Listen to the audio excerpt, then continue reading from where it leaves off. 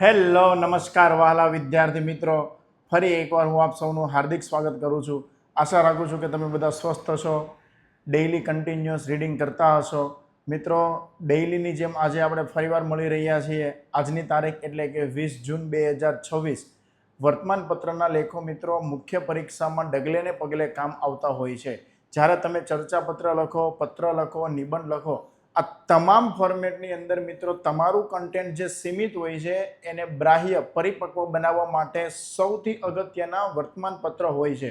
અને જ્યારે ગુજરાતની અંદર મિત્રો સૌથી વધુ વિદ્યાર્થીઓને ભાષાનો બેરિયર એટલે કે અંગ્રેજી ભાષાથી જે ફોબિયા હોય અથવા તો અંગ્રેજી ભાષાના ન્યૂઝપેપરને એવોર્ડ કરતા હોય છે, પરંતુ નેશનલ લેવલના ન્યૂઝપેપરની અંદર મિત્રો ઘણા સારા ડેઇલી રોજબરોજ લેખો આવતા હોય છે, જેની અંદરથી તમને સારા એવા વિચારો કે જે તમારા નિબંધની અંદર આકર્ષક વિચારો બનાવી શકે, સારા એડિટોરિયલ કે જે તમને એક અલગ દ્રષ્ટિકોણ પ્રદાન કરી શકે, આ બધી જ રીતે ઉપયોગી સાબિત થતા હોય તો મિત્રો મુખ્ય પરીક્ષાની અંદર એડિટોરિયલ.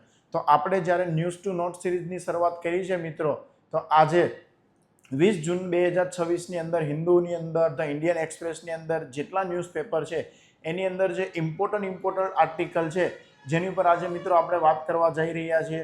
અને ગઈકાલે કીધું હતું એમ ફરીવાર મિત્રો આપ શ્રીનો કહી રહ્યો છું કે આપ જ્યારે આ અમારી એડિટોરિયલ સિરીઝ જોઈ રહ્યા છો ત્યારે એક પેન અને પેપર લઈને બેસો. મિત્રો, આ પેન અને પેપરમાં 1 કલાકના સેશનમાં કે 30 મિનિટ 40 મિનિટના સેશનમાં તમને એક બે શબ્દ દરરોજ મળશે. તો મિત્રો તમારી બુક જ્યારે 1 મહિના 2 મહિના 3 મહિનામાં એવા કીવર્ડ્સથી ભરપૂર તૈયાર થશે કે તમે કોઈ પણ મુખ્ય પરીક્ષાની અંદર મિત્રો એ કીવર્ડ્સના ઉપયોગ કરીને માર્ક્સ મેળવી શકશો.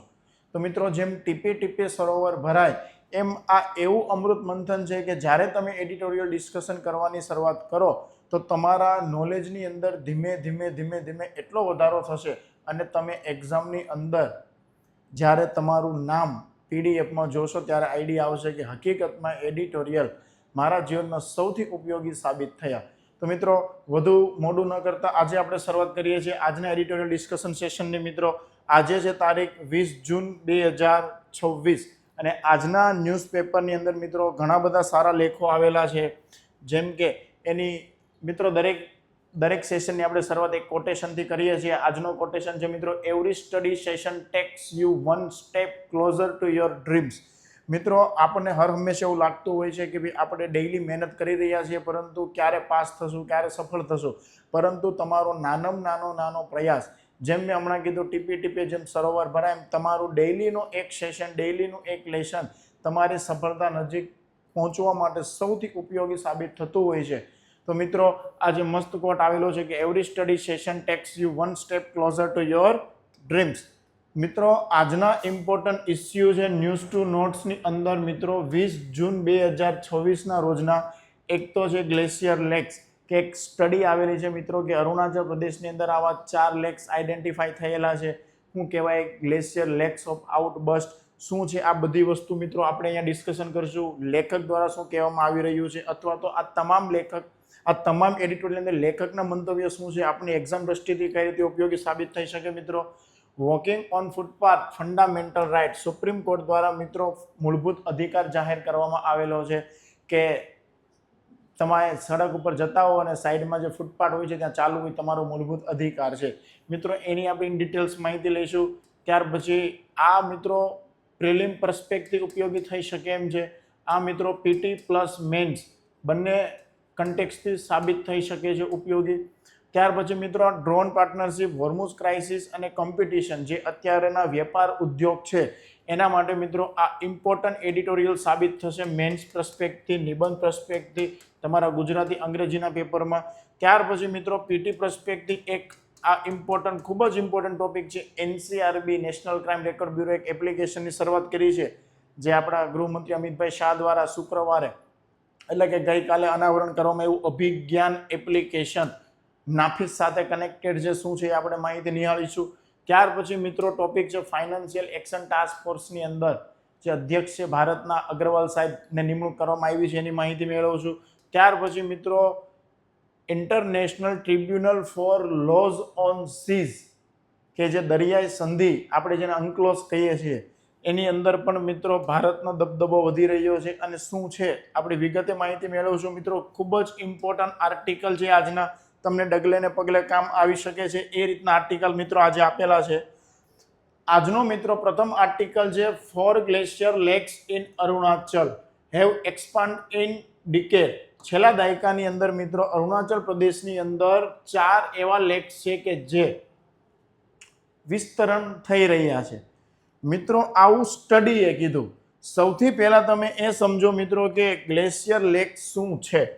ધારો કે મિત્રો કોઈ પર્વત હોય, જે અલગ અલગ પહાડો હોય અને આ પહાડો ઉપર જ્યારે મિત્રો બરફ જામી જાય, કોઈ પહાડો ઉપર મિત્રો જ્યારે બરફ જામી જાય અને માની લો કે અહીંયા કન્ટિન્યુઅસ અલગ અલગ બરફ જામી રહ્યો છે, આ અલગ અલગ બધો બરફ જામી રહ્યો છે પહાડો ઉપર, તો મિત્રો ક્લાઇમેટ ચેન્જના પરિણામે આ ઓગળવાનું ચાલુ કરે. મિત્રો ક્લાઇમેટ ચેન્જ જે થઈ રહ્યું છે આના પરિણામે આ બરફ ધીમે ધીમે ઓગળવાનું ચાલુ કરે અને નીચે પાણી સ્વરૂપે આવે. પરિણામે મિત્રો પર્વતની નીચે અલગ અલગ જળાશયો નિર્માણ પામે. શું નિર્માણ પામે મિત્રો? જળાશય. મિત્રો આ જે જળાશય છે એને જ આપણે ઇંગ્લિશમાં જે લેક્સ કહીએ છીએ. તો મિત્રો આ જે પર્વત પ્રદેશમાંથી ક્લાઇમેટ ચેન્જના હિસાબે, જળવાયુ પરિવર્તનના હિસાબે જે પાણી છે મિત્રો નીચે વહી રહ્યું છે અને પરિણામે આવા સરોવર નિર્માણ પામે છે મિત્રો, અને આ સરોવરને કહેવાય ગ્લેશિયલ લેક્સ. ત્યાર પછી એક બીજો શબ્દ છે મિત્રો તમારે ભણવા જેવો, ગ્લેશિયલ લેક્સ આઉટબર્સ્ટ. અવારનવાર આ શબ્દ ચર્ચામાં હોતો હોય છે ન્યૂઝપેપરની અંદર. પીટી ઓરિએન્ટેશન, મેન્સ ઓરિએન્ટેશન પણ ઇમ્પોર્ટન્ટ છે મિત્રો. જ્યારે આ સરોવર એટલું વિશાળ થઈ જાય મિત્રો કે ધીમે ધીમે એકી સાથે જ્યારે આ ફાટે, અને મિત્રો જ્યારે આની અંદર ફાટે અથવા તિરાડ પડે ત્યારે નજીકના જે અલગ અલગ શહેરો હોય એની અંદર મિત્રો પૂર આવવાની સંભાવના વધી જાય. હવે મિત્રો અહીં જે આ તિરાડ પડે, તો તિરાડ પડવાના કયા કયા પહેલા તો કારણો છે મિત્રો આપણે સમજવી પડે કે કોઈ પણ ગ્લેશિયર લેક આઉટબર્સ્ટ કોને કહેવાય કે આ જે તળાવ છે અચાનક ફાટે અને એને જ કહેવાય મિત્રો ગ્લેશિયર લેક્સ આઉટબર્સ્ટ. પણ આ નિર્માણ કઈ રીતે પામે મિત્રો કે જે પર્વતીય પ્રદેશ છે, ઘણીવાર તો મિત્રો એવા ગ્લેશિયર લેક્સ બસ્ટ થઈ રહ્યા છે કે અહીંયા નીચે આ સરોવર નિર્માણ પામી ચૂક્યું છે, પરંતુ આની ઉપર એક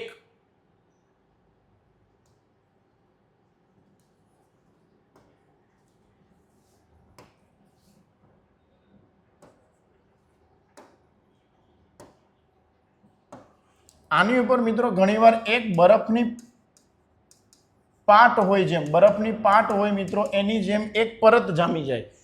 નીચે જળાશય હોય એની ઉપરનું જે પાણી હોય છે મિત્રો એની ઉપર એક બરફનું થર જામી જાય. આ બરફનું થર જોતા કોઈને ખબર પડતી નથી કે નીચે જળાશય છે. બધાને એમ જ લાગે કે આ જેમ પર્વત છે એવી જ રચના છે, પણ અચાનક મિત્રો આનું વજન વધે અથવા તો ભૂકંપ આવે અથવા જળવાયુ પરિવર્તન થાય. આ બધાના પરિણામે મિત્રો આ અચાનક તૂટે અને મોટી ત્રાસદી, આપત્તિ કે જે આજુબાજુના રાજ્યમાં, વિસ્તારોમાં એક મોટી ભયાનક સ્થિતિ સર્જન કરે છે. તો મિત્રો આ થવાના કારણો કયા છે? આની અંદર પહેલું તો મિત્રો આપણે જોયું ક્લાઇમેટ ચેન્જ, જળવાયુ પરિવર્તન દિવસે ને દિવસે વધી રહ્યું છે, પરિણામે આ પર્વતો ઓગળી રહ્યા છે અને શું થઈ રહ્યું છે? ગ્લેશિયર નિર્માણ પામી રહ્યા છે. ત્યાર પછી મિત્રો બીજું છે ભૂકંપ. આપણે ઇન્ફ્રાસ્ટ્રક્ચરની પ્રવૃત્તિઓ હિમાલયન ઉત્તર પૂર્વ સ્ટેપમાં જે કરી રહ્યા છે, પરિણામે ડાયરેક્ટ કે ઇનડાયરેક્ટ આ પણ કારણ જવાબદાર છે. ત્યાર પછી મિત્રો આપણે એવું પણ કારણ કહી શકીએ કે ટુરિઝમ, કે જે પ્રવાસન ક્ષેત્રના પરિણામે ત્યાં ઘણીવાર આપણે પ્લાસ્ટિકનો કચરો અથવા તો કોઈ કાર્બનની બેગ હોય, પોલિથીન નાખતા હોઈએ છીએ, પરિણામે એબ્ઝોર્બ કરવાનું ચાલુ કરે, ગરમી ધીમે ધીમે ઓગળવાની શરૂઆત થાય. તો મિત્રો આવા બહુ બધા કારણો હોતા હોય છે કે જેના પરિણામે આ બરફ જલ્દીથી પીગળવા મળે, એના પરિણામે આવા ગ્લેશિયર લેક્સ બનતા હોય છે. તો અહીંયા શું કરી શકાય મિત્રો? મિત્રો અહીંયા જો આવા ગ્લેશિયર લેક્સ બનતા હોય તો આપણે પહેલી વસ્તુ તો શું કરી શકીએ કે ભાઈ આવા ગ્લેશિયર લેક બને એના માટે સેટેલાઇટનો ઉપયોગ કરી શકીએ કે ઉપગ્રહના મદદથી આપણે દેશની અંદર આવા ગ્લેશિયર લેક જેનું ઓબ્ઝર્વેશન કરીએ.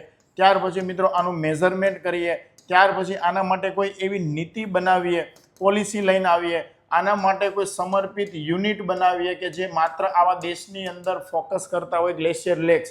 ફોકસ થઈ જાય ત્યાર પછી મિત્રો આપણે એ પણ ચેક કરવું પડે કે આમાંથી કેટલા સંવેદનશીલ છે, કે અચાનક કયા ગ્લેશિયર એવા છે કે તૂટવાનો ખતરો છે. અચાનક એવા કેટલાય ગ્લેશિયર છે કે જે તૂટવાનો ખતરો છે, એને આઈડેન્ટિફાઈ કરવા જોઈએ મિત્રો. અને જ્યારે એની ઓળખ થાય તો આપણે આને ઓછું કરવા માટે શું કરી શકીએ, જેમ કે આની અંદર કોઈ તિરાડ પાડી દો, અથવા તો ધીમે ધીમે આની અંદર એ રીતે પાણીને વહેડાવી દઈએ કે આની અંદર જે જથ્થો ભરાઈ રહ્યો છે એ ઓછો થઈ જાય.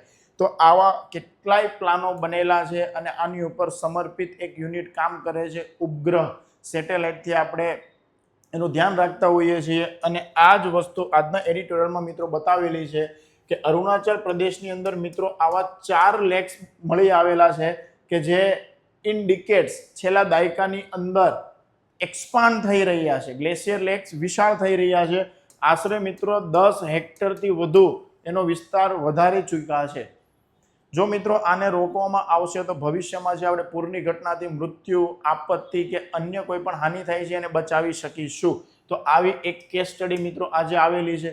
તો આ ખૂબ જ ઇમ્પોર્ટન્ટ આર્ટિકલ હતો મિત્રો, જીઓગ્રાફી પર્સ્પેક્ટથી, જળવાયુ પરિવર્તન પર્સ્પેક્ટથી કે કોને કહેવાય ગ્લેશિયર લેક, ગ્લેશિયર લેક આઉટબર્સ્ટ શું છે, એના થવાના કારણો શું છે, એને અટકાવવા માટે શું શું કરી શકાય. તો મિત્રો આજના ન્યૂઝપેપરની અંદર આ પ્રથમ આર્ટિકલ હતો. આઈ હોપ કે તમારા કન્ટેન્ટમાં મિત્રો વધારો થયો હશે. જેમ કે અહીંયા મિત્રો આપણે ફિગર પણ આપેલી છે. અહીંયા તમે જોઈ શકો છો કે મિત્રો અલગ અલગ જે આ બરફ ધીમે ધીમે પીગળી રહ્યો હોય છે અને આ બધા પાણીના પરિણામે અહીંયા જોઈ રહ્યા છો મિત્રો કે એક તળાવનું નિર્માણ થયેલું છે. તો મિત્રો આ જે તળાવ છે એ ધીમે ધીમે એનો કદ વધારવા મળે અને ત્યાર પછી ધીમે ધીમે ભવિષ્ય તરફ એક મોટી ચિંતા કયો કે આપત્તિ કયો એને નોતરતું હોય છે. તો આપણે આને અટકાવવા માટે કંઈક કરવું જોઈએ અને એના કન્ટેક્સમાં મિત્રો આજનો એડિટોરિયલ હતો. ત્યાર પછી મિત્રો ખૂબ જ important PT perspective, mains perspective તો છે જ મિત્રો, પરંતુ ખાસ ટૂંક સમય પહેલા મિત્રો એક છોકરો હતો, એ એના પપ્પાની સાથે સ્કૂલે જઈ રહ્યો હતો. એક છોકરો અને એના પિતા સ્કૂલે જઈ રહ્યા હતા બાળકને મૂકવા માટે. અને મિત્રો અચાનક કોઈ એક ટ્રક ડ્રાઈવર આવે છે, ટ્રક લઈને, અને આ ટેમ્પો મિત્રો આને છોકરાને ટક્કર મારે છે અને પરિણામે આ છોકરાનું મૃત્યુ થાય છે. ત્યાર પછી એના પપ્પા અદાલતની અંદર પહોંચે છે અને એક કેસ ફાઇલ કરે છે અને એનો મિત્રો ચુકાદો આવેલો છે ગઈકાલે. આ હતી મિત્રો એની સ્ટોરી. અને મિત્રો ચુકાદામાં અદાલતે કીધું કે ભાઈ કોઈ પણ રસ્તો જે હોય, આ રસ્તો જે છે એની અંદર મિત્રો ફૂટપાથ હોવો જ જોઈએ. કેમ સમજો ખાસ મિત્રો, આર્ટિકલ તમારો 19(1)D શું કહે છે? મુક્ત હરવા ફરવાનો અધિકાર છે. હવે મિત્રો તમારો મુક્ત હરવા ફરવાનો જે અધિકાર છે, મુક્ત હરવા ફરવાનો જે મિત્રો તમારો અધિકાર છે, આની અંદર મૂવેબલ તમારી તમામ મુવમેન્ટ સામેલ છે અને તમે રસ્તા પર જઈ રહ્યા છો તો આ અધિકાર ત્યાં સુધી પણ વિસ્તરણ કર્યો. ગઈકાલના જજમેન્ટમાં મિત્રો સુપ્રીમ કોર્ટે હવેથી મિત્રો walking on footpath is a fundamental rights says supreme court. Supreme કોર્ટે કહી દીધું છે કે મિત્રો ફૂટપાથ ઉપર ચાલવું એ દરેક વ્યક્તિનો જીવન જીવવાના અધિકારની સાથે મૂળભૂત અધિકાર પણ છે. ખાસ સમજો મિત્રો, આર્ટિકલ 21 અને આર્ટિકલ 19(1)D આ બંનેની સાથે આને લિંક કરવામાં આવેલો છે. અત્યાર સુધી મિત્રો આ માત્ર એક એવી બાબત હતી કે સરકારે ઇન્ફ્રાસ્ટ્રક્ચરમાં સામેલ કરવું જોઈએ, પરંતુ સુપ્રીમ કોર્ટના જજમેન્ટ બાદ હવે આ મિત્રો એન્ફોર્સમેન્ટ થઈ જશે. એટલે કે સરકારે ફરજિયાત ફૂટપાથ બનાવવી જ પડશે. ત્યાર પછી મિત્રો ત્રીજી બાબત, હવે તમે ફૂટપાથ વગરના રોડ જોઈને તમે કોર્ટની અંદર ચેલેન્જ કરી શકો છો, કારણ કે સુપ્રીમ કોર્ટે કહી દીધું છે કે મૂળભૂત અધિકાર છે. 19(1)D અંતર્ગત ફૂટપાથ છે એનો પણ સમાવેશ થાય હરવા ફરવા મુક્ત રીતે, અને એની અંદર મિત્રો હવેથી ફંડામેન્ટલ રાઇટ્સ તરીકે આપણે એને ગણીશું. તો મિત્રો ખૂબ જ ઇમ્પોર્ટન્ટ આર્ટિકલ હતો. જેમ કે સુપ્રીમ કોર્ટે આર્ટિકલ 19નું શું કર્યું મિત્રો? નવું વિસ્તરણ કર્યું. હરવા ફરવાની જે સ્વતંત્રતા છે હવે વ્યક્તિનો શું ગણવામાં આવશે? મૂળભૂત અધિકાર. મિત્રો યાદ રાખજો, કોર્ટના અવલોકન અનુસાર ચાલવું એ જ માત્ર શારીરિક ગતિ નથી, પરંતુ તમે અભિવ્યક્તિ કરો, સભા કરો, સંગઠન કરવાના અધિકારો છો, આ બધા જે છે એની સાથે અસ્પષ્ટ રીતે જોડાયેલો છે. આથી સરકારે 19(1)D અંતર્ગત આને મૂળભૂત અધિકાર જાહેર કરેલ છે. મિત્રો પદયાત્રીઓ છે અને એક છે વાહનો. જેમ કે કોઈ પણ રસ્તા મિત્રો બની રહ્યા છે, તો આજે મિત્રો શહેરીકરણ વધી રહ્યું છે, અર્બનાઇઝેશન, અને આ શહેરીકરણ વધવાની સાથે સાથે મિત્રો વસ્તી પણ વધી રહી છે. તો ઘણીવાર મિત્રો આ રસ્તાઓ જે છે, આ રસ્તાઓ ઉપર માત્ર વાહનોનો જ વિશેષાધિકાર થઈ ચૂક્યો છે. વાહનોનો જ મિત્રો વિશેષાધિકાર જોવા મળે છે. આ વિશેષાધિકાર દૂર કરવા માટે એ રસ્તો જે છે મિત્રો પદયાત્રીઓનો પણ છે, ખાલી માત્ર વાહનો માટે નથી. પેડેસ્ટ્રીયન રાઇટ્સ વર્સિસ મોટરાઇઝ મોનોપોલી. તો આ વાહનોનો વિશેષાધિકાર દૂર કરવો જરૂરી છે, અને હવેથી કોઈ પણ રસ્તા પર ફૂટપાથ આપવા એ વ્યક્તિને મળવો જ જોઈએ, એનો મૂળભૂત અધિકાર છે. મિત્રો આ તમે એક બીજા કીવર્ડ સાથે પણ લિંક કરી શકો છો. જ્યારે તમે પોલિટીનું પેપર લખતા હો મિત્રો, અહીંયા લખેલું છે અર્બન ઇલાઇટિઝમ. અર્બન ઇલાઇટિઝમ મતલબ સૌથી પહેલા એક સંઘર્ષ હતો અમીર વર્ગ અને ગરીબ વર્ગ. ધીમે ધીમે જેટલા લોકો પાસે નાણાં આવતા ગયા, પૈસા આવતા ગયા, એમ ધીમે ધીમે એ લોકો પોતાની ભૌતિક સુખ સુવિધાઓ વધારતા ગયા. જેમ કે કાર લીધી, ગાડી લીધી. પણ જ્યારે એ જ શહેરી સમાજ, સભ્ય સમાજમાં એક ગરીબ વર્ગ પણ રહે છે. જ્યારે મિત્રો કોઈ ઇન્ફ્રાસ્ટ્રક્ચર બને તો એક છે અમીર વર્ગ કે એનો ઉપયોગ કરવા લાગે છે, જ્યારે પેલો ગરીબ વર્ગ છે એને એની અંદર અધિકાર મળવો જોઈએ, એ પરિણામે હાસ્યમાં જતો રહી છે. તો આ જે અર્બન ઇલાઇટિઝમ છે એ ન હોવું જોઈએ, અને આવા ચુકાદા સાથે લિંક કરીને સુપ્રીમ કોર્ટે કીધું કે ફૂટપાથ ઉપર ચાલવો એ વાહનોનો જ ખાલી વિશેષાધિકાર નથી, દરેક વ્યક્તિનો પણ વિશેષાધિકાર છે. આ સભ્ય સમાજમાં દરેકનો મૂળભૂત અધિકાર છે. ખાલી મૂળભૂત અધિકારને જીવન જીવવાના અધિકાર સાથે મિત્રો લિંક કરવામાં આવ્યું છે. ખાસ યાદ રાખજો, તમે આ કીવર્ડને પણ નાખી શકો છો, અર્બન ઇલાઇટિઝમ. મિત્રો આના માટે કેન્દ્ર સરકારને પણ સુપ્રીમ કોર્ટ દ્વારા કહેવામાં આવેલું છે કે તમે એક માળખાકીય સુધાર બનાવો, જેમ કે એક નિયમનકારી સંસ્થા બનાવો, અને 3 મંત્રાલયને કીધું છે, આવાસ, શહેરી બાબતનો મંત્રાલય, ગ્રામીણ વિકાસ મંત્રાલય, રોડ ટ્રાન્સપોર્ટ અને હાઈવે મંત્રાલય, કે આ ચુકાદાના આધારે તમે નવું માળખું હવે ટૂંક જ સમયની અંદર તૈયાર કરો, કોઈ ફ્રેમવર્ક તૈયાર કરો, નીતિ તૈયાર કરો. હવેથી લોકોનો મૂળભૂત અધિકાર છે ફૂટપાથ ઉપર ચાલવું. તો મિત્રો ખૂબ જ સરસ નંબરનો, બીજા નંબરનો આર્ટિકલ હતો આજના ન્યૂઝપેપરમાં. ત્યાર પછી મિત્રો ત્રીજા નંબરનો આર્ટિકલ એવું કહી રહ્યો છે કે તાજેતરની અંદર આપણે જોયું કે છેલ્લા ઘણા સમયથી યુદ્ધ ચાલી રહ્યા છે.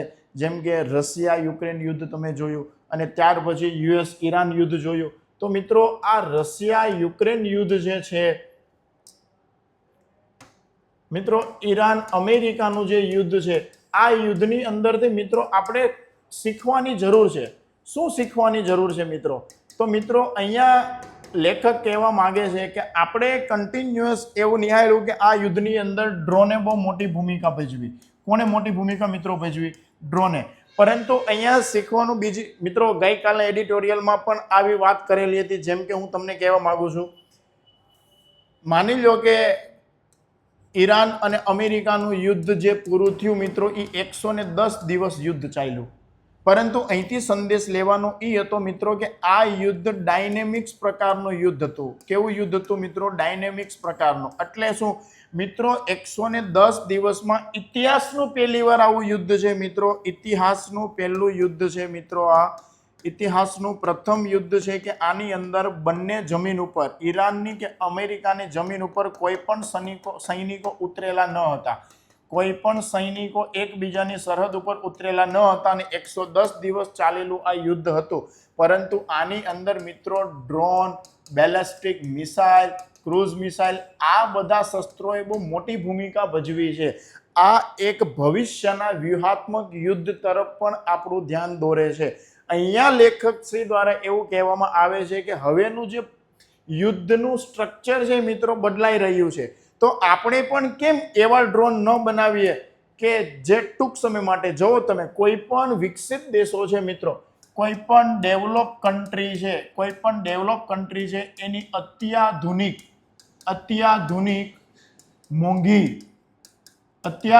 મોંઘી જે ઉપકરણ પ્રણાલી છે, ડિફેન્સ મોંઘી જે પ્રણાલી છે, કોસ્ટલી પ્રણાલી જે મિત્રો છે, એને ખાલી સામાન્ય કોઈ સામે નબળો દેશ એક ડ્રોન એટેકથી અથવા તો બહુ બધા સસ્તા ડ્રોન એટેકથી આને નષ્ટ કરે છે. તો હવેના યુદ્ધની અંદર મિત્રો પહેલા એવું હતું કે અત્યાધુનિક ટેકનોલોજી, તો ટેકનોલોજી વાપરવી આવશ્યક છે, પરંતુ અહીં છેલ્લા યુદ્ધમાં આપણે જોયું કે સસ્તા ડ્રોન્સ કે જે સામે વિકસિત કન્ટ્રીઓની એવી મોંઘી દાટ સિસ્ટમને નષ્ટ કરી રહી હતી. તો આપણે પણ અહીંયાથી કંઈક વિચાર લેવો જોઈએ, શીખવો જોઈએ અને આપણે ડ્રોન બાબતે કયા કન્ટેક્સમાં આગળ વધવું જોઈએ કે ખાલી ખરીદી પૂરતી સીમિત ન રહીએ, પરંતુ એની અંદર પાર્ટનરશિપ કરીએ, કોઈક એવી મેનેજમેન્ટ પ્રણાલી ગોઠવીએ કે ડિફેન્સ યુદ્ધ ગમે ત્યારથી હોય ત્યારે ડિફેન્સ સેક્ટરમાં તરત 2 મહિનામાં 15 દિવસની અંદર ઝડપી બનાવી શકીએ. ખાલી આપણે ખરીદી નથી કરવાની, આપણે એ તરફ પણ આગળ વધી શકીએ કે હવે સીધી સરકારે પાર્ટનરશિપ કરવી જોઈએ. આવા બધા કન્સર્ન આ એડિટોરિયલમાં મિત્રો રેસ કરવામાં આવેલા છે કે આપણે અહીંથી પણ પાઠ લેવો જોઈએ.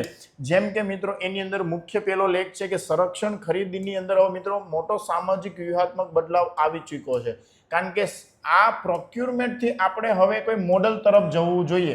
અને તાજેતરના યુદ્ધો દર્શાવે છે કે એક બાજુ કદાચ અત્યાધુનિક સિસ્ટમ જે છે બહુ મોંઘી કોસ્ટલી છે, પરંતુ જે વિકાસશીલ દેશોના ઉપકરણો છે ભલે 1, 2, 5 ડ્રોનથી નથી રૂકતા, પરંતુ આની સાપેક્ષે જે સસ્તી ટેકનોલોજીનું કામ મોંઘી દાટ સિસ્ટમને નષ્ટ કરવામાં કામ આવી રહ્યું છે, તો સરકારે આની તરફ પણ વિચાર કરવો જોઈએ. ત્યાર પછી મિત્રો લેખકશ્રી દ્વારા કહેવામાં આવે છે ટ્રાન્ઝેક્શનથી પાર્ટનરશિપ તરફ આપણે આગળ વધવું જોઈએ. જેમ કે ભારતની અત્યારે વર્તમાન ખરીદી વ્યવસ્થા છે કેવી છે, બાયર્સ એન્ડ સેલર્સ. આપણે કોઈ પણ પ્રોક્યોરમેન્ટ કરીએ બાયર્સ એન્ડ સેલર્સ થઈ જાય છે, પરંતુ આપણે આ વ્યાપારી લેવડ દેવડના સંબંધો આધારિત છે, જ્યારે ઝડપી ટેકનોલોજીકલ અપગ્રેડેશન માટે નબળી સાબિત થાય છે. જેમ કે કોર્પોરેટ સંસ્થાઓ દ્વારા આઈટી હાર્ડવેર અને સોફ્ટવેર સપોર્ટ માટે કરાતા લાંબા ગાળાના કરારો હશે, તો મિત્રો તમે મેનેજ સર્વિસ કોન્ટ્રાક્ટના આધારે આવી પ્રણાલી અપનાવશો તો સસ્તા, સારા, ટકાઉ અને યુદ્ધ થાય ત્યારે તરત તમે નિર્માણ પમાવી શકો છો. જેમ કે આપણે જોયું અમેરિકા અને ઈરાનના યુદ્ધની અંદર મિત્રો. ત્યાર પછી લેખક કહે છે આપણે એક ટ્રિપલ હોલિસ્ટિક મોડલ પણ અપનાવી શકીએ, જેમ કે ચાઇના દ્વારા અપનાવેલું છે કે ભાઈ ડ્રોન ઉદ્યોગના વિકાસ માટે કોઈ ઉદ્યોગ જગત છે, શિક્ષણ જગત છે, સૈન્ય છે, આ બધાની વચ્ચે આપણે ગાઢ ત્રિપાંખીય સહયોગ કરવો જોઈએ અને આગળ વધવું જોઈએ. તો ડિફેન્સની અંદર આપણે આવા વિચારો પણ લાવી શકીએ છીએ. આ કન્ક્લુઝન આપેલું છે મિત્રો કે ભારત માટે આગામી તાર્કિક પગલું વન ઓફ ડિલિવરી, એટલે કે એક વખતની જે ખરીદી છે એના બદલે આપણે લાંબા ગાળાની ખરીદીની ક્ષમતા સાઈડ આગળ જવું જોઈએ. સસ્ટેન કેપેબિલિટી સાઈડ મિત્રો આગળ વધવું જોઈએ, કારણ કે કાનૂની અને કરાર આધારિત જે આર્કિટેક્ચર છે એ જ ઊભું કરવું જોઈએ. તો મિત્રો આ પણ ખૂબ સરસ આર્ટિકલનો સારામાં સારો વિચાર મિત્રો આજના ન્યૂઝપેપરમાં મળી આવે છે. ત્યાર પછી મિત્રો ઇન્ડિયન એક્સપ્રેસની અંદર આર્ટિકલ નાનો છે, પરંતુ આ બીજી આપણને શીખ આપી રહ્યા છે. લેખક દ્વારા આ આર્ટિકલની અંદર મિત્રો ડેટા આપેલા છે, જે ડેટા તમે ઘણી બધી જગ્યાએ એક્ઝામમાં ઉપયોગ કરી શકો છો. જેમ કે આપણે કેટલું એલપીજી ઇમ્પોર્ટ કરી રહ્યા છીએ, ઓઇલ, ક્રૂડ, કેટલી આપણી નિર્ભરતા છે, આ બધી બાબતના ડેટા આપેલા છે, જે આની પછીની સ્લાઇડમાં મિત્રો આપેલા છે. પરંતુ એનાથી ખાસ બાબત કે હવે આપણે આ યુદ્ધ ઉપરથી એવું શીખવું જોઈએ, શું શીખવું જોઈએ કે ભવિષ્યની અંદર જ્યારે આપણી નિર્ભરતા આપણી સમક્ષ આવી જ ગઈ છે કે આપણે હોર્મુઝ ક્રાઇસિસ ભોગવી ચૂક્યા છીએ, કટોકટી ભોગવી ચૂક્યા છીએ, તો હવે કંઈક એવા રસ્તા અપનાવવા જોઈએ સરકારશ્રીએ અથવા તો ભારત દેશે કે ભવિષ્યમાં જો આવું કોઈ સંકટ આવે તો આપણે માત્ર કોઈ એક જ રસ્તા ઉપર નિર્ભરતા ધરાવતા ન હોવા જોઈએ. પરિણામે આપણે અલગ અલગ દેશો સાથે અલગ અલગ એવા રૂટ્સ ઉપરથી આપણે ઇમ્પોર્ટ કરવું જોઈએ. તો આવું બધું મિત્રો કહેવા માંગે છે કે India must not wait for the next Hormuz crisis. આપણે ફરીવાર આવું ક્રાઇસિસ આવે એનો વેઇટ ન કરવો જોઈએ. મિત્રો આની અંદર એવું કીધું છે કે ભારત એની વપરાશના 60% એલપીજીની આયાત કરે છે. ભારત જે વપરાશ કરી રહ્યું છે એલપીજીની 60% આયાત કરવામાં આવી રહી છે મિત્રો, ને એમાંથી 90% આયાત હોર્મુઝ દ્વારા થાય છે. મિત્રો ખાસ સમજો, આપણે જેટલી એલપીજી આયાત કરીએ એની 90% હોર્મુઝ દ્વારા થઈ રહી છે. સ્થાનિક વપરાશ જે આપણે કરીએ છીએ ને અડધાથી વધુ હિસ્સો આ ચેક પોઈન્ટ ઉપર અટવાઈ ગયેલો હતો, અને ભારતની એલએનજી આયાતમાં હોર્મુઝનો હિસ્સો મિત્રો 55 થી 60% છે.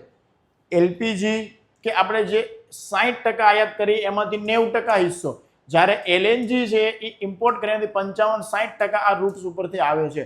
તો મિત્રો ભવિષ્ય તરફ આપણે નવા રસ્તાઓ ગોતવા જોઈએ, ભવિષ્યની વ્યૂહરચના અપનાવવી જોઈએ કે ભાઈ આપણે ઇમ્પોર્ટ જે કરીએ છીએ એને ડાયવર્સિફાઈ કરીએ, વૈવિધ્યકરણ કરીએ, કે અન્ય પહેલાં તો સ્ટ્રેટેજિક રિઝર્વ વધારીએ, અથવા તો શ્રીલંકામાં જેમ ત્રિકોણમાલી જેવો રૂટ્સ છે, જે રિઝર્વ છે ત્રિકોણમાલી શ્રીલંકામાં, કે ત્યાં આપણે અમુક સ્ટ્રેટેજિક રાખી શકીએ છીએ આપણો પેટો, અથવા તો ભારત સરકાર આવા ઇમ્પોર્ટના અન્ય રૂટ્સ અપનાવવા જોઈએ.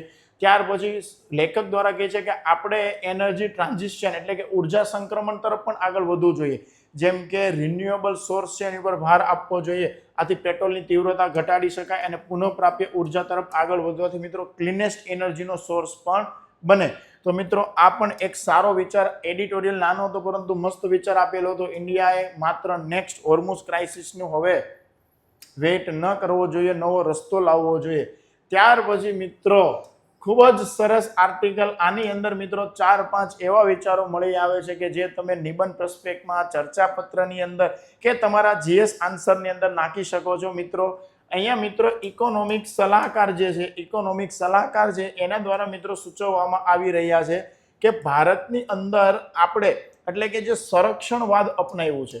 સંરક્ષણવાદ એટલે શું મિત્રો? કે ભાઈ આપણે શું કરતા હોઈએ કે એક દેશ ઉપરથી બીજી દેશની વસ્તુ આપણા કન્ટ્રીમાં ન આવે એટલે આપણી ગવર્મેન્ટ અહીંયા ટેરિફ વધારી દે. અન્ય દેશની વસ્તુ ભારત દેશની અંદર ન આવે એટલે આપણી ગવર્મેન્ટ શું કરી દેતી હોય મિત્રો? ટેરિફ ટેક્સ વધારી દેતી હોય. પરિણામે અહીંના બજારની વસ્તુઓ જ વહેંચાય. પરંતુ આ બધું થઈ રહ્યું છે ને એની પરિણામે ભારતમાં રિસર્ચ એન્ડ ડેવલપમેન્ટ સાવ ઓછું થઈ રહ્યું છે. કેવું થઈ રહ્યું છે મિત્રો? સાવ ઓછું. તો લેખકશ્રી કહે છે કે ઘણીવાર આપણે આ જે ટેરિફ છે ને એને જ ઓછા કરી દેવા જોઈએ, જેનાથી અહીંયા સ્પર્ધાત્મક વાતાવરણ વધશે. આપણે જે સંરક્ષણ આપી રહ્યા છે એના પરિણામે અહીંયા જે એમએનસી કંપનીઓ છે ઇન્ડિયામાં, એ રિસર્ચ એન્ડ ડેવલપમેન્ટ પાછળ ઓછું ખર્ચ કરી રહી છે. ઘણીવાર સરકાર પણ મહદ અંશે અમુક બજાર હોય એની અંદર મિત્રો ભાવ નિયંત્રણ કરવામાં ભૂમિકા ભજવતી હોય છે, અને આ બધા પરિણામોના હિસાબે કોઈ કંપની જે છે એ માત્ર નફા પાછળ ભાગે છે, અને માત્ર ચાલો આપણી તો વસ્તુ વેચાઈ જ રહી છે તો આપણે રિસર્ચની શું જરૂર છે? આપણે કોઈ રિસર્ચની જરૂર નથી. તો આવા બધા કારણોના હિસાબે મિત્રો આજે દરેક કંપનીઓ છે આગળ વધે છે અને દેશમાં રિસર્ચ એન્ડ ડેવલપમેન્ટ ઓછું થાય છે. તો સરકારે સંરક્ષણવાદની નીતિ મહદઅંશે ઓછી કરવી જોઈએ. ટેરિફ આપણે જે દક્ષિણ કોરિયાના દેશો છે તેમજ આપણે જે સાઉથ પૂર્વના દેશો છે એની ત્યાં સુધી મિનિમમ કરીને લાવવી જોઈએ, જેનાથી શું થશે મિત્રો? આપણું જે વ્યાપાર કલ્ચર છે, બિઝનેસ કલ્ચર, એની અંદર મિત્રો R&Dની અંદર વધારો થશે અને સ્પર્ધાત્મક વાતાવરણ બનશે. તો આપણું બજાર વિશ્વની સાથે સક્ષમ રીતે આગળ વધશે. આવા બધા વિચારો મિત્રો લેખક દ્વારા રજૂ કરવામાં આવેલા છે, આર્થિક સલાહકાર દ્વારા રજૂ કરવામાં આવેલા છે. મિત્રો આપણે એના વિગતે જોઈએ 1 by 1 પોઈન્ટ.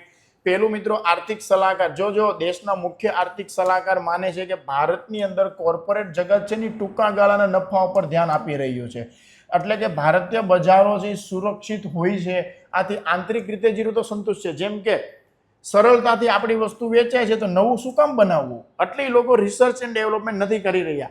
જ્યારે બીજી બાજુ તમે જોઈએ તો આપણે જે સંરક્ષણવાદ અપનાવી રહ્યા છીએ એની નેગેટિવ ઇમ્પેક્ટ આપણા બજાર ઉપર એક રીતે જોવા મળી રહી છે. જેમ કે આપણે ટેરિફ અને પ્રતિબંધનો સહારો લેતા હોઈએ છીએ. ભારતે છેલ્લા 10 વર્ષની અંદર જે ઇમ્પોર્ટ થાય છે એમાં અડધાથી વધુ વસ્તુઓ પર ટેરિફ, આયાત ડ્યુટી આપણે વધારેલી છે. આ વધારી છે એટલે સ્થાનિક બજારનું ઓબ્વિયસલી છે કે વેચાવાનું છે, પરંતુ વેચાઈ રહ્યું છે એટલે એમએનસી કંપની શું નથી કરી રહી મિત્રો? Research and development. તો મિત્રો લેખક કહેવા માંગે છે કે બીજું એક પણ આપણે હથિયાર વાપરીએ છીએ, ક્વોલિટી કંટ્રોલ ઓર્ડર્સ. વાસ્તવમાં આ આયાત પ્રતિબંધનું જ બીજું સ્વરૂપ છે. તો સ્થાનિક ઉદ્યોગોને સ્પર્ધાત્મક બનવા જ નથી દેતા, કારણ કે એની વસ્તુ વેચાઈ રહી છે. કારણ કે આપણે શું કરતા હોઈએ છીએ? ક્વોલિટી કંટ્રોલ ઓર્ડર્સ અથવા તો ટેરિફ, આ બધા ટૂલ્સથી સરકાર ઇમ્પોર્ટ થઈ રહેલી વસ્તુ છે દેશની અંદર એને ત્યાં જ રોકી રાખે છે. પરિણામે એના બજારને તક મળે. તક સારી વાત છે, પરંતુ સાથે સાથે R&D પણ આજના સમયની માંગ છે, જે હોવું જોઈએ. આવો કન્સર્ન મિત્રો રેઝ કરવામાં આવે છે. ત્યાર પછી મિત્રો એમ કહેવામાં આવે છે આર્થિક સલાહકાર દ્વારા કે નીતિ વિષયકની જે અનિશ્ચિતતા છે અને માર્કેટ પ્રાઇસિંગ છે એની અંદર પણ સરકારે ધીમે ધીમે પોતાનું નિયંત્રણ સાવ ઓછું કરીને અથવા તો બંધ કરી દેવું જોઈએ. કારણ કે અર્થતંત્રમાં હજી સરકાર દ્વારા કિંમતો નિયંત્રિત કરવાના પ્રયાસો થાય છે, જેમ કે યુરિયાનો અતિ નીચો ભાવ લાવવો, આંતરરાષ્ટ્રીય સ્તરે 50% ક્રૂડ મોંઘું થાય તોય સ્થાનિક સ્તરે ભાવ વધારો સરકાર મર્યાદિત રાખે છે. તો આ બધાથી દૂર જવા ઉપર આ લોકો રિસર્ચ એન્ડ ડેવલપમેન્ટ કરશે, કોઈક નવો રસ્તો કરશે અને આપણું જ બજાર મિત્રો મજબૂત બનશે. બજાર આધારિત પ્રોત્સાહન, મુક્ત બજાર આધારિત સરકાર પ્રાઇસિંગ પદ્ધતિ અપનાવશે તો મિત્રો સંસાધનોનું સંરક્ષણ થશે, કાર્યક્ષમતાને પણ પ્રોત્સાહન મળશે અને સરકારી સલાહ અને આદેશોથી શક્ય જે નથી બનતું એ આ ઉદ્યોગમાં શક્ય બનશે. તો સરકારે થોડુંક ઓછું કરવું જોઈએ જેનાથી આપણું બજાર મજબૂત બને. જેમ કે આપણે ગુજરાતીમાં એવી કહેવત હોય કે ઘણીવાર માતા એટલે ઠપકો આપતી હોય છે કે બાળક એ જલ્દી શીખે. તો અહીંયા પણ આર્થિક સલાહકાર શ્રી દ્વારા એવું કહેવામાં આવી રહ્યું છે કે એક પ્રકારે આપણે જે રીતે સંરક્ષણ કરી રહ્યા છીએ પણ આપણને જ નેગેટિવ આપણા બજારને ઇમ્પેક્ટ થઈ રહી છે. તો સરકારે આની ઉપર પણ ધ્યાન દેવું જોઈએ. મિત્રો અહીંયા એક બીજી કેસ સ્ટડી એવી આપેલી છે મિત્રો કે કૌટુંબિક વ્યવસાય. તમે જુઓ, એક છે MNC કંપની કે આ MNC કંપનીનો પ્રોફિટ શું છે, લોસ શું છે, એ નજીકમાં હવે કેવો સિનારીઓ બની રહ્યો છે મિત્રો કે 3 મહિનાનો જે ડેટા આવે દર 3 મહિને ડેટા આવે તેની અંદર કેટલા લોકોએ દેશમાં શેર ખરીદા, કેટલા લોકોએ શેર વેચ્યા અને આ બધા ઉપર કંપનીનો પ્રોફિટ નિર્ભર થઈ રહ્યો છે. પરંતુ સામે દેશની અંદર તમે જો એવા કેટલાય કૌટુંબિક ધંધાઓ છે કે આખી પેઢી ચલાવે છે પરંતુ એ લાંબા ગાળાનું વિઝન લઈને ચાલે છે અને પરિણામે નફો પણ કરે છે. તો જે મોટી મોટી પબ્લિક લિસ્ટેડ કંપનીઓ છે દરેક ક્વાર્ટરના જે એના પરિણામો છે શેર ધારકો ઉપર નિર્ભર હોય છે. પરંતુ દેશની અંદર જે ફેમિલી બિઝનેસ કરી રહ્યા છે એ લોકો લાંબા ગાળાના વિઝન લઈને ચાલે છે, પેઢીઓ સુધીનું આયોજન હોય, આથી લોકો સફળ થાય છે. તો આપણા દેશની અંદર જે ફેમિલી ઓરિએન્ટેડ બિઝનેસ છે એ જે પ્રોત્સાહન છે એવું મોટી MNC કંપની લે, એના માટે રિસર્ચ એન્ડ ડેવલપમેન્ટ વધે, એના માટે આપણે કંઈક કરવાની તાતી જરૂરિયાત છે. એવા બધા કન્સર્ન છે. જેમ કે અહીંયા ઉદાહરણ પણ આપેલા છે મિત્રો કે લાંબા ગાળાની વિચારસરણી R&D ક્ષમતા વધે એ આશીર્વાદરૂપ તો જ સાબિત થશે. દક્ષિણ કોરિયામાં સેમસંગ અને તાઇવાનનો જે ક્રમિક વિકાસ થયો આનું બેસ્ટ એક્ઝામ્પલ છે. આજે તમે આ કંપની જો દક્ષિણ કોરિયામાં સેમસંગ અને તાઇવાનનો જે વિકાસ થયો. મિત્રો ઔદ્યોગિક નીતિ છે ને એનું લોકશાહીકરણ થવું જોઈએ. દેશમાં એવી ઔદ્યોગિક નીતિ ન બનવી જોઈએ, ઇન્ડસ્ટ્રીયલ પોલિસી કે માત્ર અમુક MNC કંપની હોય એના ઉપર જ નિર્ભરતા ધરાવે, માત્ર અદાણી, અંબાણી, L&T, હિન્દુજા, ટૂંકમાં નાના જે ઉદ્યોગપતિઓ છે, ઉદ્યોગકારો છે એને રિલેટેડ પણ ઇન્ડસ્ટ્રી પોલિસી બનવી જોઈએ. મતલબ નીતિનું લોકશાહીકરણ થવું જોઈએ. આ કીવર્ડ તમને મુખ્ય પરીક્ષામાં ખૂબ જ ઉપયોગી થશે મિત્રો. પરિણામે એમ કહે છે કે ભાઈ સર્વસમાવેશી સુધારા તરફ દેશ આગળ વધશે. તો એના માટે જરૂરી છે કે જેમ આપણે 1991માં શક્તિશાળી મિત્રો સુધારા કર્યા, એ સુધારાની અત્યારે પણ એવી જ જરૂરી છે. કારણ કે મિત્રો દેશમાં ગૂગલ, એપલ કે SpaceX જેવી જો વૈશ્વિક ક્રાંતિ ભારતમાં લાવવી હોય તો અત્યારે તાતી જરૂરિયાત છે 1991 જેવા શક્તિશાળી નીતિ વિષયક સુધારા, ઇન્ડસ્ટ્રીયલ રિફોર્મની જરૂર છે. તો ખૂબ જ સરસ વિચારો મિત્રો આ એડિટોરિયલની અંદર આપવામાં આવેલા છે કે આની અંદરથી તમને કોઈ પણ એક્ઝામમાં ખૂબ જ ઉપયોગી સાબિત થઈ શકે તેવા છે. ત્યાર પછી મિત્રો નેક્સ્ટ આર્ટિકલ છે કે ગઈકાલે પણ આ એડિટોરિયલ આવેલો હતો કે આપણે જોઈ રહ્યા છીએ કે ટેલિગ્રામ બેન થયેલું છે અને ટેલિગ્રામ દ્વારા દિલ્હી હાઈકોર્ટમાં પડકારવામાં આવેલો હતો. અને મિત્રો દિલ્હી હાઈકોર્ટમાં જે ચેલેન્જ થયું, આ ચેલેન્જના પરિણામે દિલ્હી હાઈકોર્ટે આ જે કેસ ફાઇલ થયેલી તેની ઉપર ગઈકાલે ચુકાદો પણ આપ્યો છે અને સરકારના તમામ સ્ટેપ માન્ય રાખેલા છે, ગવર્મેન્ટના તમામ સ્ટેપ માન્ય રાખેલા છે. એટલે હવે ભવિષ્યમાં ટેલિગ્રામ કદાચ સુપ્રીમ કોર્ટમાં જશે, પરંતુ સુપ્રીમ કોર્ટમાં જશે ત્યાં સુધીમાં 2-5 દિવસમાં ટેલિગ્રામ ચાલુ થઈ જશે. તો મિત્રો આપણે આ ડિટેલ ટોપિક ગઈકાલે એડિટોરિયલમાં જોયો. IT એક્ટની કલમ 2669A ડિજિટલ સાર્વભૌમત્વ 69, એની સાથે ગઈકાલે આપણે મિત્રો 79 પણ જોઈ, સેફ હાર્બરની કલમ. તો બસ બીજું કાંઈ નથી મિત્રો. આ ગઈકાલનો પણ ટોપિક ચર્ચામાં હતો, આજનો પણ ટોપિક ચર્ચામાં છે. હા, તમે એવું કહી શકો, અહીંયા તમારે પોઈન્ટ જોવા જ હોય તો મિત્રો, કે દિલ્હી હાઈકોર્ટે જે તારણો આપ્યા એમ કીધું કે ટેલિગ્રામ 900થી વધુ ચેનલો ડિલીટ કરી છતાં ગુનેગારોએ મિરર ચેનલ કે બેકઅપ ગ્રુપ્સનો ઉપયોગ કર્યો હતો. મિત્રો, આ શબ્દ ભંડોળ તમને ચર્ચાપત્ર કે નિબંધમાં કામમાં આવી શકે છે. ટેલિગ્રામે 900થી વધુ ચેનલ તો ડિલીટ કરી, પરંતુ ગુનેગારોએ મિરર ચેનલ અને બેકઅપ ગ્રુપ સતત બનાવ્યા. આથી કોર્ટ એવું સ્વીકારી લીધું કે ભાઈ પ્લેટફોર્મ લેવલનો પ્રતિબંધ અને ગુનાહિત પ્રવૃત્તિ રોકવી હશે તો એકમાત્ર ઉપાય એ જ બચ્યો હતો કે પ્રમાણસર પગલું લેવું. અને સરકારશ્રીએ આ ટેલિગ્રામને થોડાક સમય માટે બેન કર્યો, તો આ બરોબર છે. ગઈકાલે આપણે જોયું હતું ને 3 માપદંડોના આધારે જ ભાસિન કેસ યાદ આવે? યસ. તો આ એના આધારે જ પ્રથમ પગલું. બીજું કીધું કે ઓછામાં ઓછો પ્રતિબંધિત માર્ગ જ્યારે ડિજિટલ પ્લેટફોર્મની આંતરિક સુરક્ષા સિસ્ટમ એટલે કે એઆઈ અને માનવ દેખરેખ ઉલ્લંઘનો રોકવામાં અસમર્થ જાય ત્યારે જ વ્યાપક પ્લેટફોર્મને બ્લોક કરી શકાય અને એ ન્યાયી બાબત છે.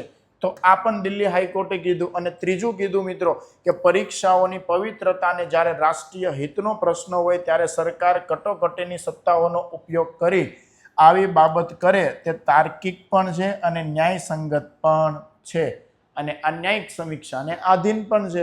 તો ગઈકાલે આ ખૂબ એડિટોરિયલ મિત્રો આપણે બહુ ઇન ડિટેલ્સ જોયો હતો, એ જ આજે ચર્ચામાં હતો, એટલે મેં ખાલી તમને હિન્ટ આપવા માટે લઈ લીધો છે. જો તમારે આની વિગતે માહિતી જોતી હોય તો ગઈકાલનો મિત્રો એડિટોરિયલ જોઈ શકો છો. આપણે ડેઇલી ધોરણે news to notes editorial series ચલાવી રહ્યા છીએ મિત્રો. ત્યાર પછી મિત્રો નેક્સ્ટ આર્ટિકલ છે, આ પણ ખૂબ જ ઉપયોગી, ઇમ્પોર્ટન્ટ, સંઘવાદના પ્રસ્પેક્ટથી, બંધારણના પ્રસ્પેક્ટથી અથવા તો કેન્દ્ર અને રાજ્યના સંબંધના પ્રસ્પેક્ટથી. અને મિત્રો લગાતાર કેટલા વર્ષોથી આ ચર્ચાનો વિષય બનેલો છે મિત્રો. ગઈકાલે એટલે કે તમિલનાડુની અંદર જે ગૃહ છે એણે એક બિલ પસાર કર્યું કે કર્ણાટક સરકાર જે મેકેદૂત ડેમ બનાવી રહી છે એ બંધ કરે. આવું બિલ કોણે પસાર કર્યું મિત્રો? મેકેદૂત ડેમ બનાવવાનું તમિલનાડુએ પસાર કર્યું. મિત્રો શું છે ખાસ સમજજો. જેમ કે મિત્રો એક છે કર્ણાટક રાજ્ય, મિત્રો એક છે કર્ણાટક રાજ્ય અને એક છે મિત્રો તમિલનાડુ રાજ્ય. આ કર્ણાટકમાંથી મિત્રો એક નદી આવે છે અને અહીંયા એની મિત્રો બીજી નદી મળે છે, એનું નામ છે અર્કાવતી. શું નદી છે મિત્રો? એનું નામ અર્કાવતી. અર્કાવતી અને કાવેરી નદી મિત્રો જ્યાં ભેગી થાય છે ત્યાં મિત્રો એક કર્ણાટક સરકાર જળાશયનું નિર્માણ કરી રહી છે. પરિણામે મિત્રો આ તમિલનાડુમાં આગળ કાવેરી નદી વધે છે. તો અહીંયા તમિલનાડુનો એવો સવાલ છે કે અમને પાણીની અછત સર્જાશે. શું સર્જાશે મિત્રો? અછત. અને આના રિગાર્ડિંગ અગાઉ સુપ્રીમ કોર્ટનો પણ એવો ચુકાદો છે. મિત્રો એવો ચુકાદો છે કે જ્યારે કોઈ પણ નદી 2 કે એનાથી વધુ રાજ્ય સાથે જોડાયેલી હોય તો બધાની પરમિશન લેવી જોઈએ. જ્યારે કર્ણાટક રાજ્યએ માત્ર અહીંયા જળાશય નિર્માણ કરવું, મેકેદૂત ડેમ બનાવવો એ એના પોતાનો નિર્ણય છે. તો ત્યારે તમિલનાડુની અંદર ગઈકાલે ગૃહની અંદર બિલ પસાર કરવામાં આવેલું છે કે ભાઈ અમે આનો વિરોધ કરી રહ્યા છીએ અને મેકેદૂત ડેમ બંધ કરવો જોઈએ, આ પ્રોજેક્ટ ઊભો રાખી દેવો જોઈએ. મિત્રો તમારે યાદ રાખવાનું એક્ઝામ પ્રસ્પેક્ટથી અર્કાવતી અને કાવેરી નદીના મિલન પાસે મેકેદૂત ડેમ. બીજી વસ્તુ યાદ રાખવાની કે 2 થી વધુ રાજ્યનો જ્યાં પ્રશ્ન હોય ત્યાં દરેકની પરમિશન લેવી જોઈએ.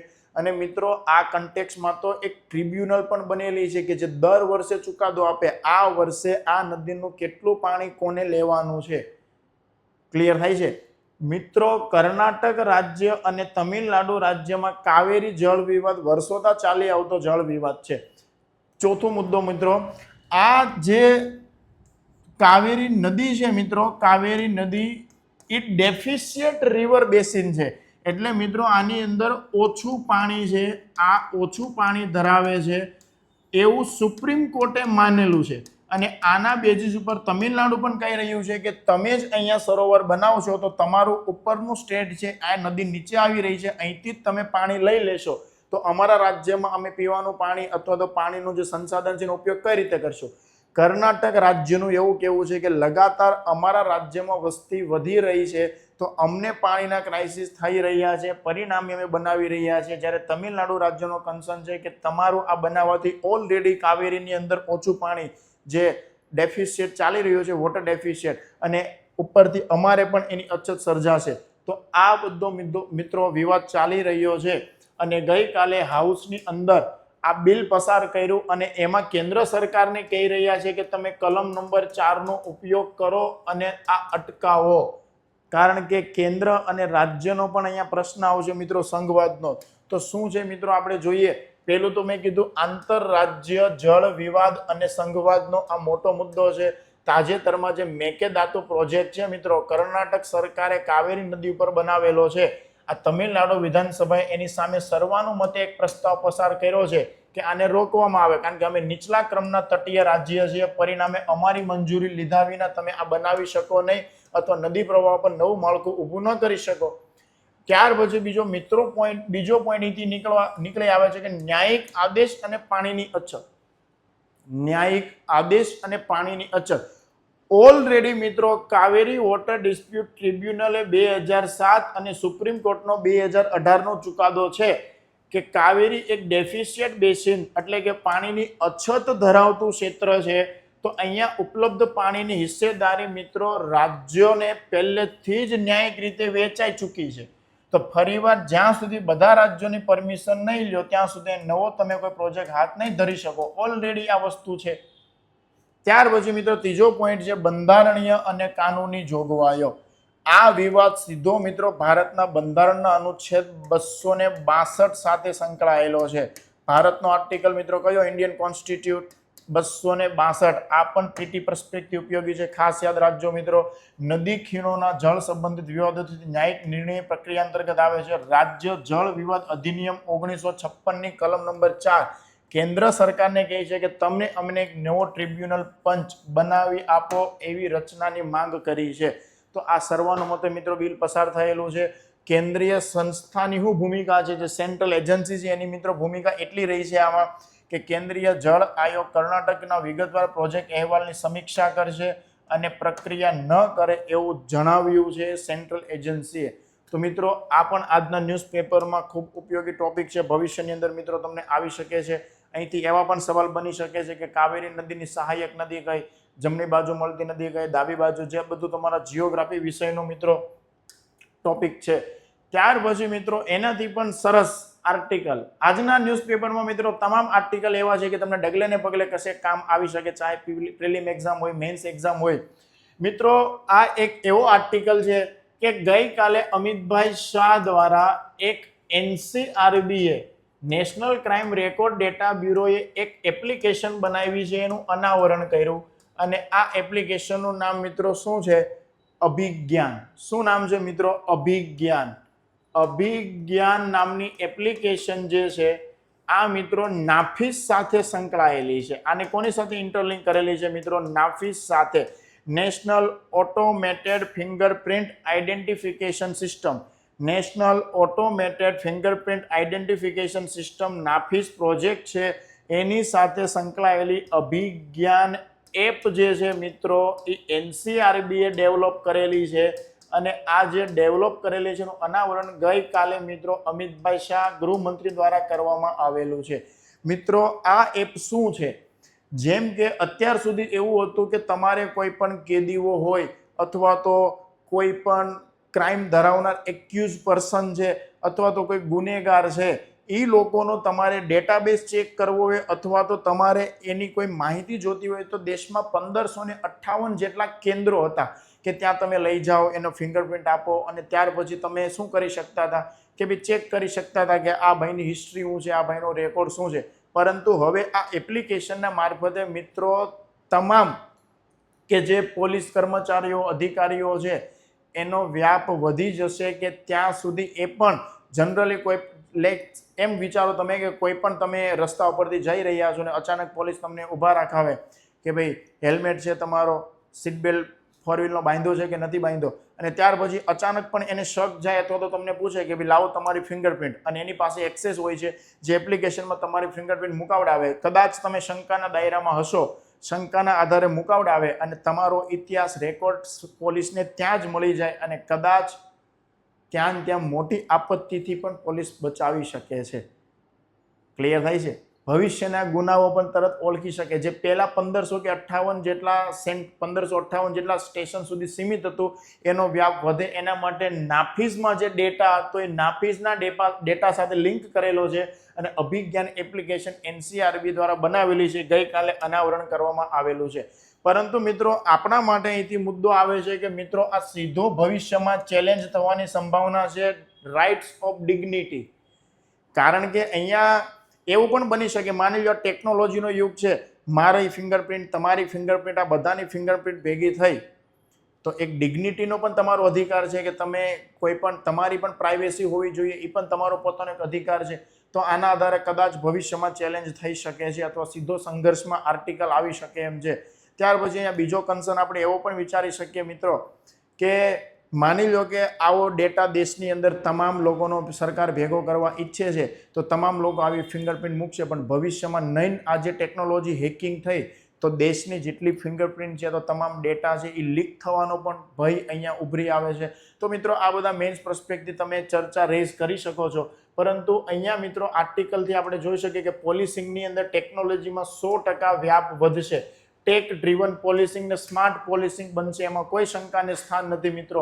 આ જે અભિજ્ઞાન એપ્લિકેશન છે ફિલ્ડ ઉપર જે કામ કરનાર પોલીસ કર્મચારીઓ છે ને કોઈ પણ શંકાસ્પદ વ્યક્તિ છે એની ફિંગરપ્રિન્ટને માત્ર 35 સેકન્ડની અંદર 35 સેકન્ડમાં એને તમામ ડેટા મળી શકે છે.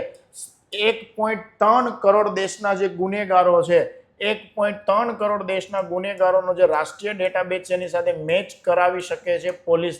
કારણ કે એને FIS નાફીઝની સાથે જ લિંક છે એટલે આની અંદર 1.3 કરોડ ગુનેગારોનો ડેટા છે અને એપ્લિકેશનને આની સાથે મિત્રો લિંક કરેલી છે.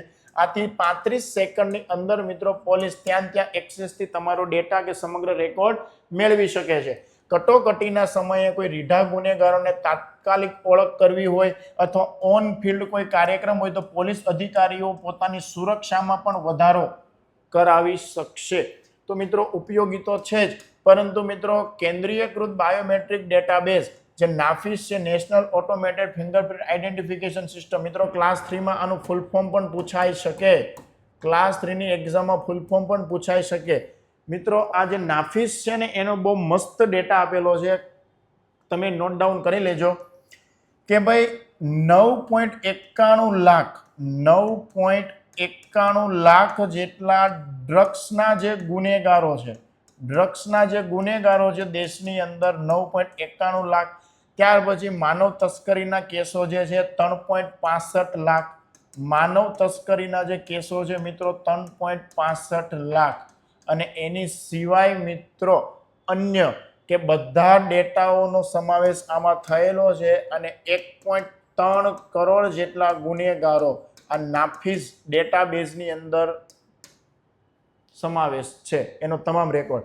મિત્રો અત્યાર સુધી કેવું હતું, જિલ્લાની અંદર મુખ્યાલય હોય અને ત્યાં વર્ક સ્ટેશન હોય, ત્યાં 1556 જેવા મિત્રો, માફ કરજો હું 1558 બોલ્યો હતો, 1556 જેટલા દેશની અંદર આવા સ્ટેશનો છે ત્યાં મિત્રો લાવવા પડતા હતા. પરંતુ હવે એ સીધું જ પોલીસ કર્મચારી ફિલ્ડ ઉપર ત્યાં ચકાસી શકશે. એટલે કે સ્માર્ટફોન ને પોર્ટેબલ સ્કેનર દ્વારા ગમે ત્યાં ઓન ધ ગો ચકાસણી થઈ શકશે. ત્યાર પછી મિત્રો અહીંયા તમે જુઓ તો બંધારણીય અને કાનૂની પડકારો પણ રહેલા છે.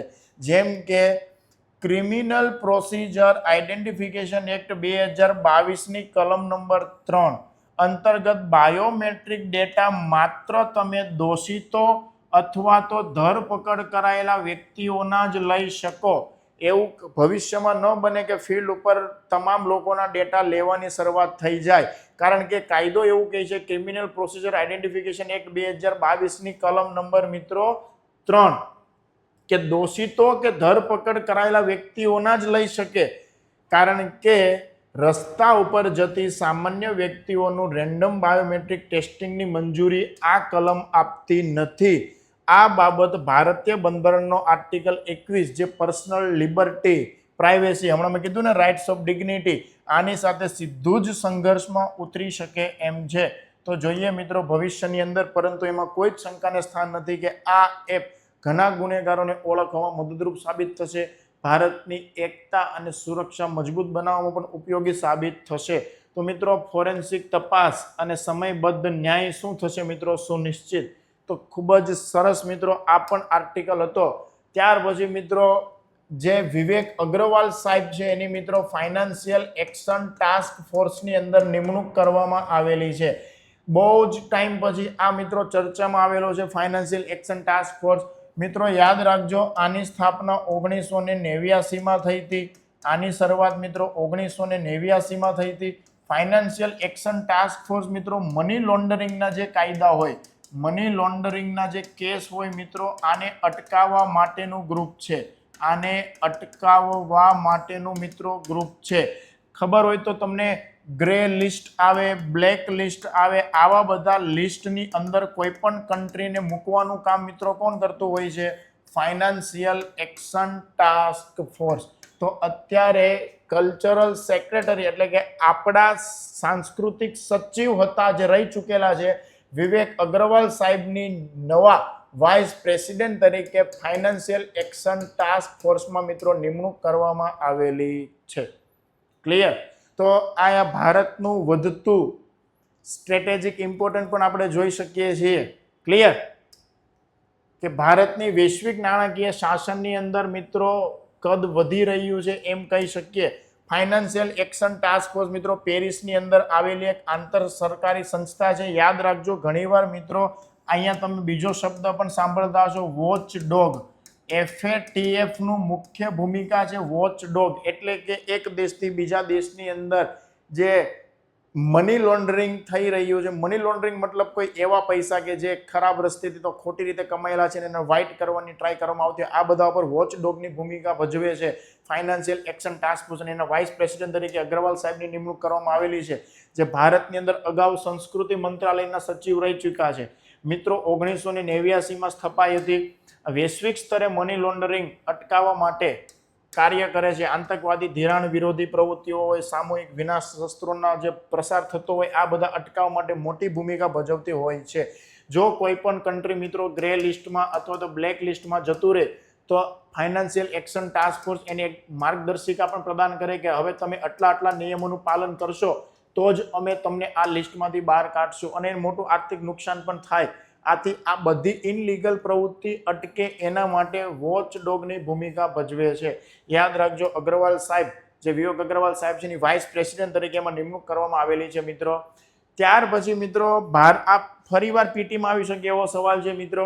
તમને ખબર હોય તો મિત્રો ગઈકાલે આપણે ચર્ચા કરી હતી 1982માં આવેલી ટ્રીટી જે હતી UNCLOS, United Nations convention on laws of sea, કે જે દરિયાઈ પ્રવૃત્તિ છે એની સીમાઓ આપણે કહેતા હોય ઘણીવાર 12 nautical mile, 24 nautical mile, 200 nautical mile, કે કયા દેશની કેટલી દરિયાઈ સીમા રહેશે, આ બધા પર નિયમન કરવા માટેનો જે કન્વેન્શન છે United Nation convention laws of seas, જે આ ટ્રીટી છે 1982માં, એનું જે કાર્ય એક કાયદાથી બનેલી ટ્રિબ્યુનલ છે એની અંદર મિત્રો તમે જો ઇન્ડિયન જ્યુરિસ્ટ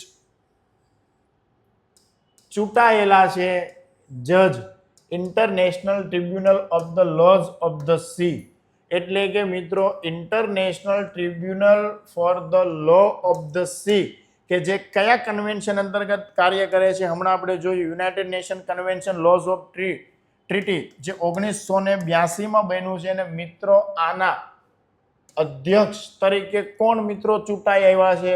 બિમલ પટેલ સાહેબ. કોણ ચૂંટાઈ આવ્યા છે મિત્રો? બિમલ પટેલ સાહેબ. તો વૈશ્વિક દરિયાઈ શાસનમાં પણ ભારતનું કદ વધી રહ્યું છે આપણે કહી શકીએ મિત્રો. Indian influencer in global maritime governance, આ પણ કીવર્ડ યુઝ તમે ઘણી જગ્યાએ કરી શકો છો. આ ભારતનું વધતું મિત્રો મહત્વ દર્શાવે છે. મિત્રો આ કન્વેન્શન શેના માટે છે? દરિયાઈ કોઈ પણ વિવાદ હોય, દરિયાનો ક્ષેત્ર હોય, દરિયાનું સીમાંકન કરવું હોય, નેવિગેશનના પ્રશ્નો હોય, સમુદ્રની અંદર જીવંત કોઈ પણ સંસાધનોનું સંરક્ષણ કોણ કરશે, કોના અધિકારમાં આવે છે, કઈ રીતે સંચાલન થશે, દરિયાઈ પર્યાવરણની સુરક્ષા કેવી રીતે કરવાની, કોણ કરશે, જાળવણી કઈ રીતે, આ તમામ બાબતે વૈજ્ઞાનિક સંશોધન સુધીના તમામ મુદ્દાઓ માટે ટ્રીટી છે મિત્રો યુએન ક્લોઝ. અને આ યાદ રાખજો, દરિયાઈ બાબતની એકમાત્ર પાછી ટ્રીટી છે. અમેરિકા આનું સદસ્ય નથી. અમેરિકા આનું સદસ્ય નથી. આ પણ યાદ રાખજો. ભારત આનું સદસ્ય છે. ઇન્ડિયા આનું સદસ્ય છે. અને દરિયાઈ બાબતે એકમાત્ર પાછી વિશ્વની ટ્રીટી છે. અત્યાર સુધીમાં બીજી કોઈ નથી થયેલી. અને મિત્રો આની અંદર બિમલ પટેલ સાહેબ કે જે જજ તરીકે ચૂંટણી જીતી ચૂક્યા છે આંતરરાષ્ટ્રીય મંચ ઉપર, આ ભારતની શું દર્શાવે છે મિત્રો? વધતો પ્રભાવ દર્શાવે છે. Indian jury's elected as a જજ international tribunal of the laws of the C. Clear? તો મિત્રો આ હતા આજના બહુ જ મહત્વપૂર્ણ આર્ટિકલ. તમારા કન્ટેન્ટમાં વધારો થઈ રહ્યો હોય અને તમને ઉપયોગી સાબિત થઈ રહ્યા હોય તો મિત્રો અમારી ટેલિગ્રામ ચેનલને સબસ્ક્રાઇબ કરજો, ઇન્સ્ટાગ્રામને ફોલો કરજો અને યુટ્યુબ ઉપર સબસ્ક્રાઇબ કરજો. તો મિત્રો તમે તમારા મિત્ર વર્તુળને પણ શેર કરજો. મિત્રો અમારી જે આ news to note series daily આપને એક લેક્ચર એડિટોરિયલ ડિસ્કશનનો આપી રહી છે, જેના પરિણામે તમારા કીવર્ડ્સમાં પણ વધારો થશે. પરંતુ તમે તમારી ફરજ નથી નિભાવી રહ્યા, તમે અમારા વિડીયોને લાઇક નથી કરી રહ્યા, અમને રિવ્યૂ કોમેન્ટ્સ નથી આપી રહ્યા, તો મિત્રો તમે લાઇક કરો, શેર કરો, સબસ્ક્રાઇબ કરો. તમારી લાઇક, શેર અને સબસ્ક્રાઇબ અમારો જુસ્સો વધારી રહી છે, તમને હજુ આવું ઉપયોગી કંઈક આપવા માટે પ્રેરિત કરી રહી છે. તો મિત્રો મળીશું ફરીવાર. ત્યાં સુધી મિત્રો રિવિઝન કરતા રહો, વાંચતા રહો અને નેક્સ્ટ એડિટોરિયલની સાથે ફરીવાર મુલાકાત કરીશું. ત્યાં સુધી મિત્રો જય ભારત, જય હિન્દ, થેન્ક યુ.